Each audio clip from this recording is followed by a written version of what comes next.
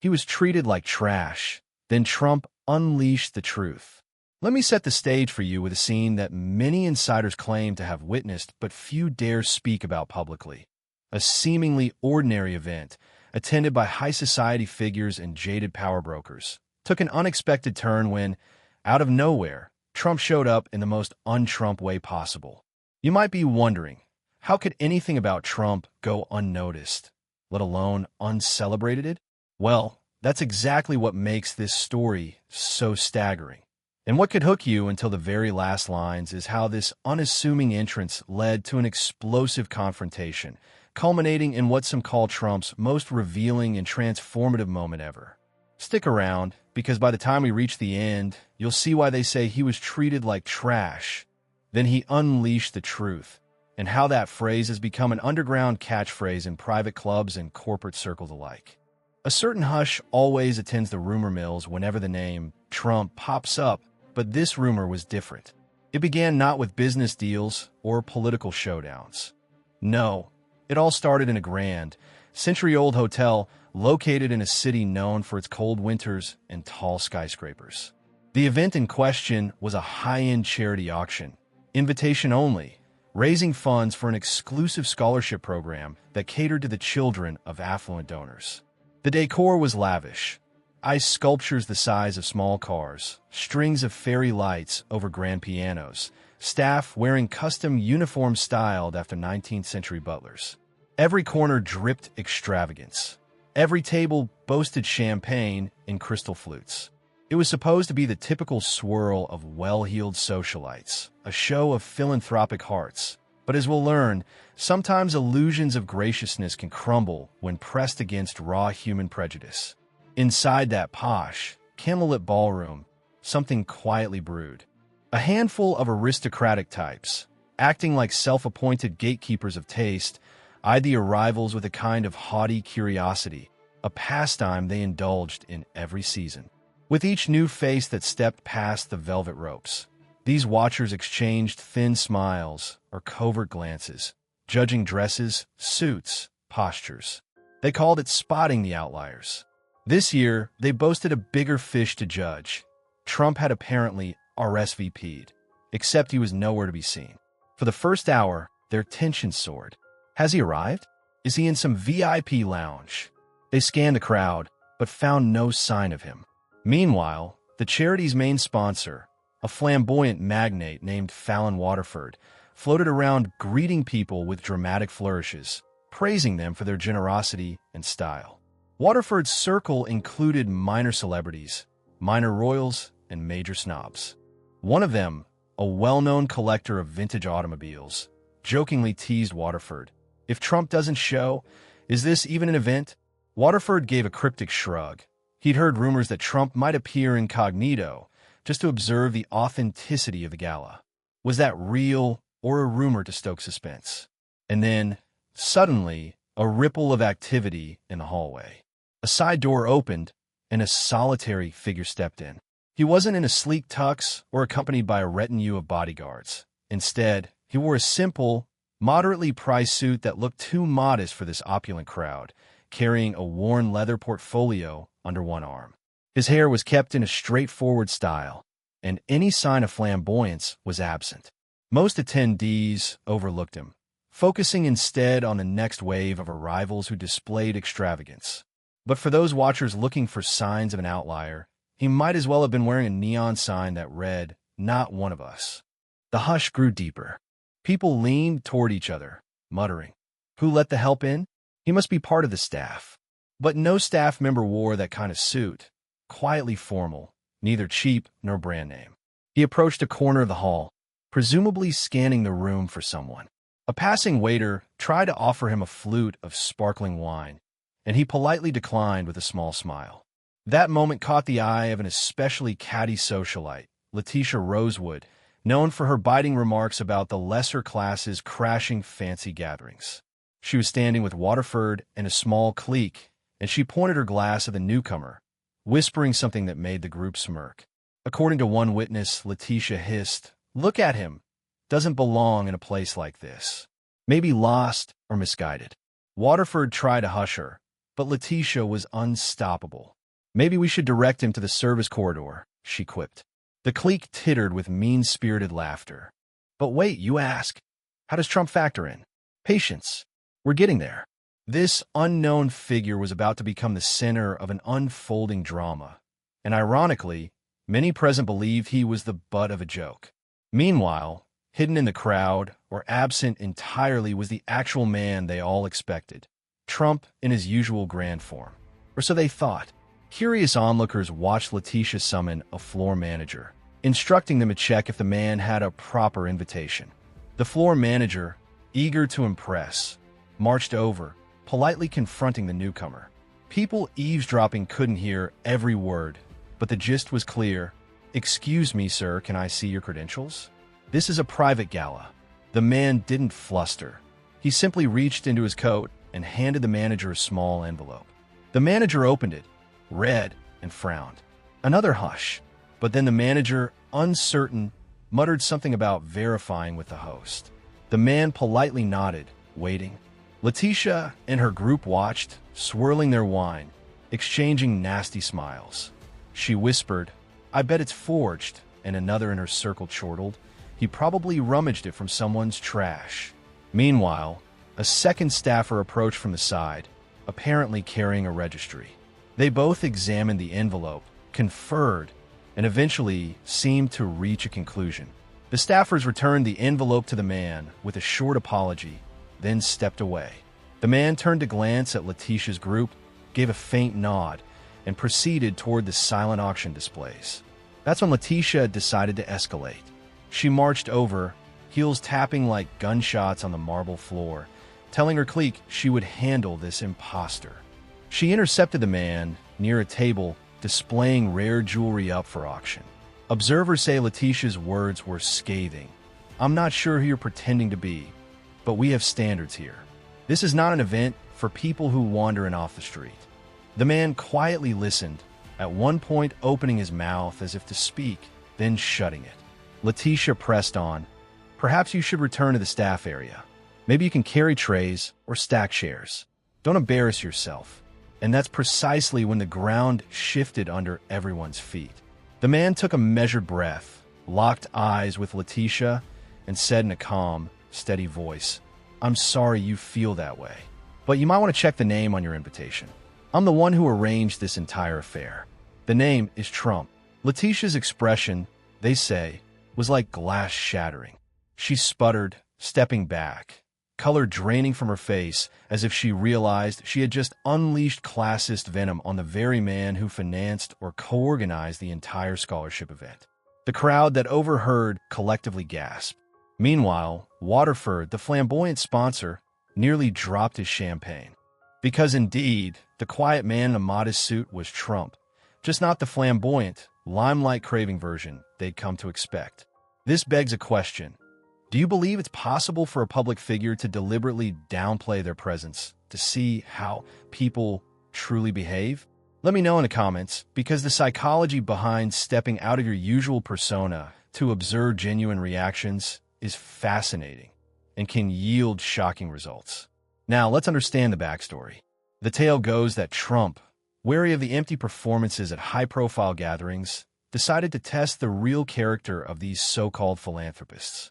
He swapped out his usual swagger and brand for a low-key approach, with minimal security, to find out who genuinely practiced the kindness and inclusivity they preached. By arriving unannounced, in an unassuming suit, with no entourage, he aimed to see how they'd treat someone beneath their radar. The result?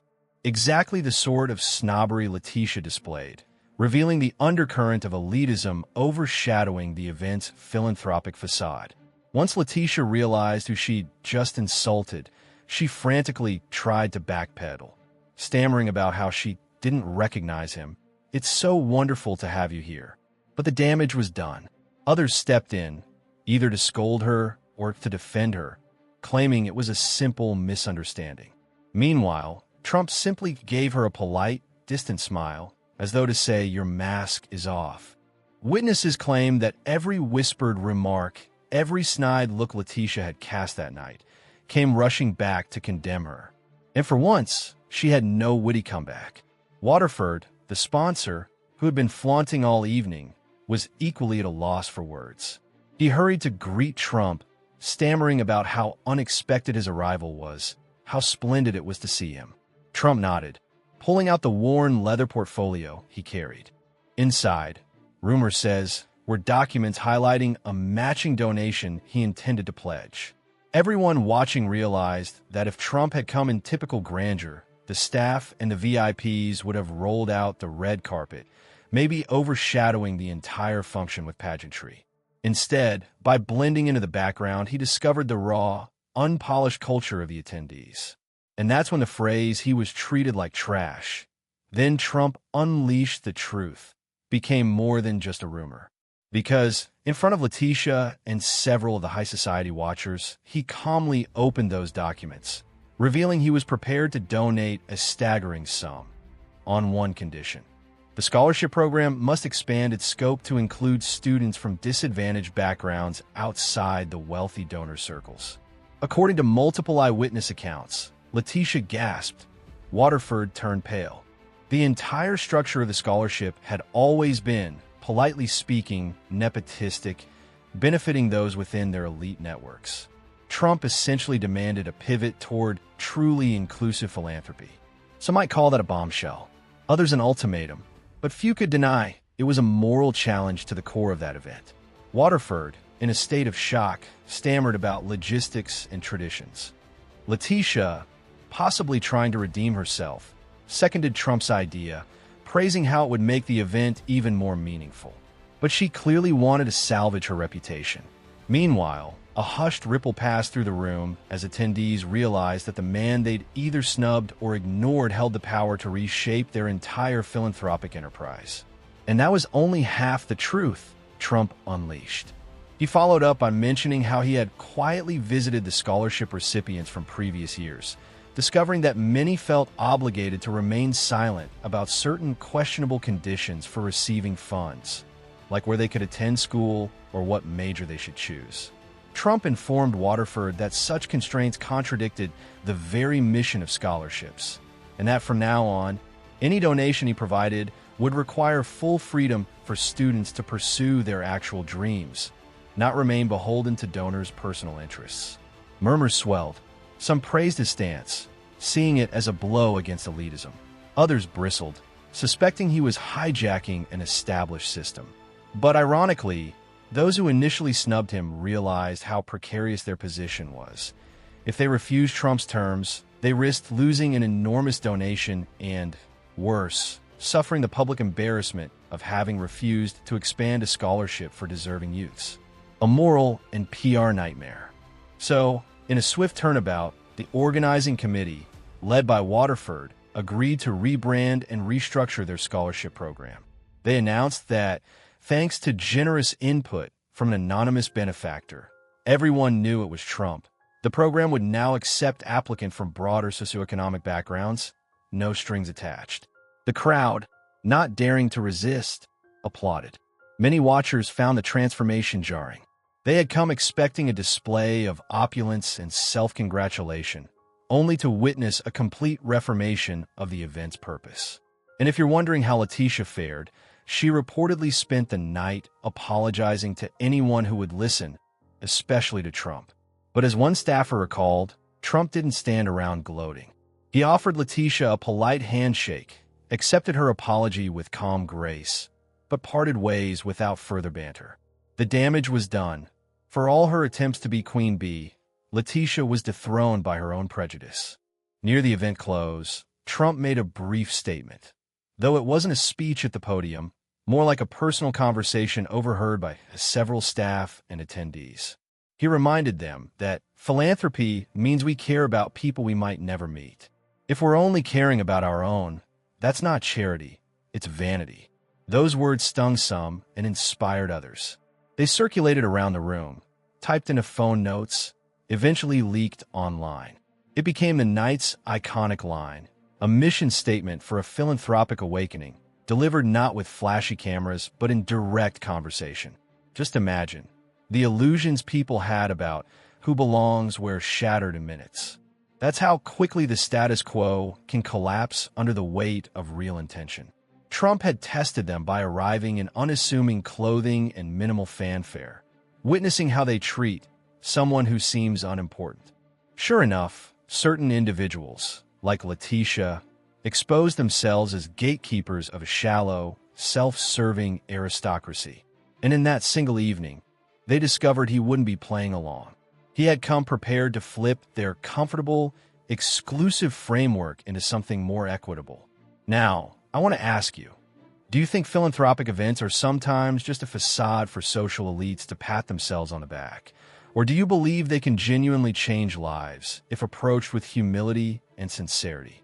Let me know in the comments, because how we interpret the outcomes of high society charity can shape how we engage with it in our own communities.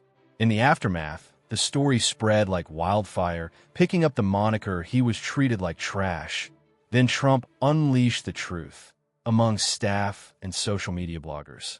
The next day, anonymous posts on certain high society gossip boards claimed that Letitia was too humiliated to appear in public for weeks, while Waterford apparently took credit for the scholarship changes, hoping to maintain face. But most attendees realized the impetus for real change came from that quiet man in the modest suit. Word reached the press, but the mainstream outlets got only half-baked versions. Some tabloids turned it into sensational "Trump exposes snobs at Gala" stories, while others twisted it into an uproar at the auction fiasco. The core narrative, though, quietly resonated with those who recognized a deeper moral: how quickly prejudice shows itself when appearances mislead us. Insiders claim that months later, Waterford's newly reformed scholarship truly broadened its applicant pool, awarding funds to talented kids from less privileged backgrounds who never would have even known about such a scholarship before. Some recipients had tears in their eyes, stunned at the opportunity they never expected. That, in effect, was Trump's biggest triumph that night, forcing an elite circle to open its gates a little wider. And who can measure the ripple effect that might have on young lives for years to come? In a surprising twist, certain cynics alleged that Trump staged the entire fiasco to look like a hero. They claimed he deliberately planted Letitia as a villain. But no evidence supports that. Letitia is a genuine figure, known for her social climbing and acidic commentary. Well, before this night, by all credible accounts, her meltdown was real, and the humiliation she inflicted on unsuspecting folks at previous events were legendary. So, if anything, she simply found her match in a scenario she never saw coming. Another intriguing footnote: some visitors to Waterford's estate reported that after the scholarship's overhaul, Trump and Waterford had a private lunch to discuss next steps. The outcome remains hush-hush, but rumor says Waterford was moved by the sincerity of philanthropic potential. Perhaps a new alliance formed, forging bigger philanthropic projects. Or perhaps they parted ways with polite distance. The sources diverge in their versions. But the key point remains: a shift happened that night, triggered by an unexpected appearance and the raw truth that illusions of class can be shattered in seconds when confronted with moral clarity. So what does it all mean in the grand tapestry of narratives surrounding Trump? Some say it's just one anecdote among many, overshadowed by bigger controversies. Others argue it's a telling glimpse into a side rarely acknowledged, a capacity for orchestrating positive change when the environment demands authenticity. By refusing the usual pomp, by letting prejudices reveal themselves, and by swiftly pivoting the conversation to genuine inclusiveness, Trump manifested a kind of silent activism. The night served as a stark lesson. You can talk all day about generosity and compassion, but how you treat someone you think is beneath you tells the real story. As the final coda to this account, staff from that hotel recall how, after the event ended, a small envelope was slipped under the door of Letitia's private suite. Inside, apparently, was a note: "When you look down on people, you elevate nobody, not even yourself." No signature, but who else could it have come from? Word is, she never spoke of it again. Did it change her ways? Possibly. But the memory stands as a cautionary tale about the fleeting illusions of social status. And that's the big reveal behind the headline. He was treated like trash, exhibited no immediate anger or retribution. Then, with a calm demeanor and a single set of documents, Trump unleashed a truth that altered an entire philanthropic ecosystem. It's a testament that sometimes the most devastating counterpunch is a moral stance, delivered with unwavering composure, unmasking the shallow arrogance of those who live in a bubble of self-importance. So I ask you, after hearing this tale, do you think society should adopt more of these undercover approaches to expose prejudice and spark real reform? Or is this kind of orchestrated test unethical or manipulative? Let me know your final thoughts in the comments. Because if we learned one thing from that night, it's this: illusions can be comfortable, but truth, especially when quietly revealed, holds the power to transform hearts, events, and entire cultures. Until next time, let's remember that in a world built on status symbols and empty gestures, a simple shift in appearance or attitude can pull back the curtain on who we are. And when the right person steps forward, armed with sincerity and moral clarity, the show-offs and gatekeepers might just find themselves on the wrong side of history.